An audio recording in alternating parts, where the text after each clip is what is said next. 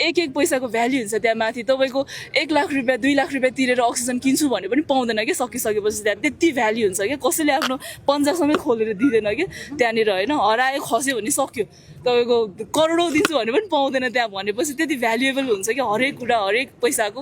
अनि त्यही नै हो जसले मलाई सपोर्ट गर्नुभयो एकदमै खुसी छु अनि चढियो आयो सोचेको पनि थिएन सगरमाथा चढ्दाखेरि एकदम गाह्रो भइसकेको थियो हाइपरथर्मिया मेरो सँगैको साथीको 3टा औँला नै फ्रस्ट बाइट भयो कालै भयो काट्नुपर्छ भनेर भनिरहेको थियो अनि धन्न थ्याङ्क गड मलाई चाहिँ के भने मेरो शेर्पाहरू एकदमै राम्रो पढ्नु भयो कम्पनी राम्रो पढ्यो गाइडमा पनि डिपेन्ड हुँदो रहेछ अनि त्यही हो हिमालको टाइगर चाहिँ शेर्पाहरू नै हो इफ मेरो शेर्पा दाइ नभइदियो भए चाहिँ म पनि सकिन्थेँ होला माथि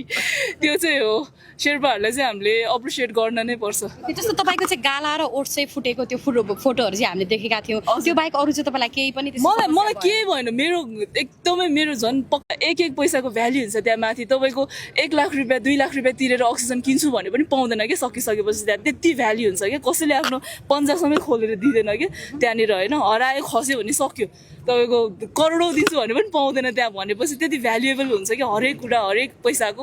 अनि त्यही नै हो जसले मलाई सपोर्ट गर्नुभयो एकदमै खुसी छु अनि चढियो आयो सोचेको पनि थिएन सगरमाथा चढ्दाखेरि एकदम गाह्रो भइसकेको थियो हाइपरथर्मिया मेरो सँगैको साथीको 3टा औँला नै फ्रस्ट बाइट भयो कालै भयो काट्नुपर्छ भनेर भनिरहेको थियो अनि धन्न थ्याङ्क गड मलाई चाहिँ के भने मेरो शेर्पाहरू एकदमै राम्रो पढ्नु भयो कम्पनी राम्रो पढ्यो गाइडमा पनि डिपेन्ड हुँदो रहेछ अनि त्यही हो हिमालको